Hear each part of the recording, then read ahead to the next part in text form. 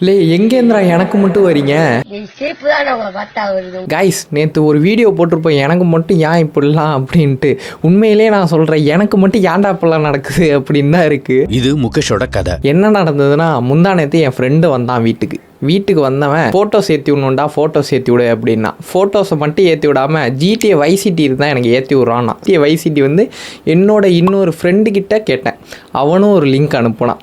அதை வந்து நான் டவுன்லோட் பண்ணேன். எப்போ முந்தா நேற்று டவுன்லோட் பண்ணிட்டு ஒன்றுமே ஏறலை. கேன்சல் பண்ணிட்டு என் வேலையை பார்க்க ஆரம்பிச்சிட்டேன். முகேஷ் ஃபுல்லாக வந்து ஸ்டோரேஜ் ஃபுல்லாகிட்டே இருந்தது. சரி, ஏதோ வைரஸ் தான் அட்டாக் ஆகிட்டுன்னு தெரிஞ்சு போயிட்டு சரி எல்லாத்தையும் க்ளீன் பண்ணி விண்டோஸ் போடுவோம் அப்படின்ட்டு புது விண்டோஸ் இறக்குனேன். இன்றைக்கி காலையில் எழுந்துச்சோன்னே நான் என்ன பண்ணுவேன், ஃபோனை எடுத்து இன்ஸ்டாகிராம்குள்ளே போவேன். எப்பொழுது போல் நார்மலாக கேஷுவலாக போகும்போது ஐடி வந்து பேன் ஆகிடுச்சு. என்னடான்னு ஒன்றுமே புரியலை.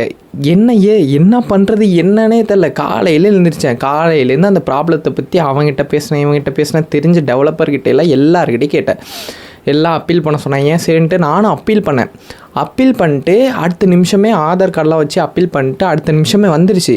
திரும்ப பார்த்தா திரும்பவும் பேனு. என்னடா அது, ஆஹா போயிட்ரா, 7 வருஷம் ஓல்டு ஐடி போயிட்ரா அப்படின்னு நினைக்கும் போது தான் என்ன ஏது இது எதனால் ஆணுச்சு அப்படின்னு பார்க்கும்போது தான் அந்த GTA Vice Cityன்னு ஒரு ஃபைலை ஏற்றுனதுருமா. அது வந்து ஃபைலே கிடையாது, வைரஸ். எங்க தளபதி அதை தடுக்க தான்டா வராது. கடைசியில் எனக்கு என்னதான் ஆச்சு, கேமும் கிடைக்கல, விண்டோஸ் ரீஇன்ஸ்டால் பண்ணி அந்த வைரஸ் இன்னமும் உள்ளதான் இருக்குது. அதே மாதிரி என் அக்கௌண்ட்டையும் ஓப்பன் பண்ண முடியல, மெயின் அக்கௌண்ட்டை. இப்போ நான் இந்த கண்டென்ட் க்ரியேஷன் பண்ணுற அக்கௌண்ட்டே வந்து நான் அப்பீல் பண்ணி ரெக்கவர் பண்ணி வச்சுருக்கேன். இதுவே எப்போ போகும்னு எனக்கு தெரியாது பார்த்துங்க.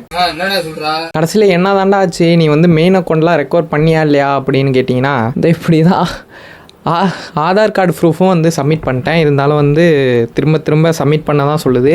சப்போஸ் வந்து என் மெயின் அக்கௌண்ட் கிடைக்காதுன்னு தான் நான் நினைக்கிறேன். யாருமே லைக் போட மாட்டேங்கிறாங்க. பொம்பளைங்க மட்டும் அரைகுறையா ஆடினா மட்டும், அரைகுறையா ட்ரெஸ் போட்டால் மட்டும் ஆடுறான் லைக் போடுறாங்க. நம்மளாம் பார்த்தா லைக் போட மாட்டாங்க. இப்போ இந்த விஷயத்தை பண்ணி எனக்கு அந்த கேமும் கிடைக்கல, என்னோட ஐடி போனதான் மிச்சம். என்னோட அந்த ஜிமெயிலை என்னால் யூஸே பண்ண முடியல. அந்த ஜிமெயிலை வேற ஒருத்தன் ஆக்சஸ் பண்ணி இது பண்ணிகிட்டு இருக்கான். ஸோ இதனால என்ன சொல்கிறேன் அப்படின்னா, இந்த எக்ஸ்டர்னல் ஃபைலாக இருந்தாலும் குரோமில் இருந்தாலும் நீங்கள் லேப்டாப் ஏன்னா இப்போ நம்ம காலேஜில் கவர்மெண்ட் லேப்டாப் நிறைய பேருக்கு கொடுத்துருக்காங்க. அவங்க என்ன பண்ணுவீங்க, நீங்கள் நிறைய பேர் குரோம் தான் யூஸ் பண்ணுவீங்க. குரோம்லேருந்து எதுவுமே ஒரு சின்ன ஃபைல், ஒரு KB ஃபைலாக இருந்தாலும் சரி, அது வைரஸாக இருக்கிறதுக்கு சான்ஸ் இருக்குது.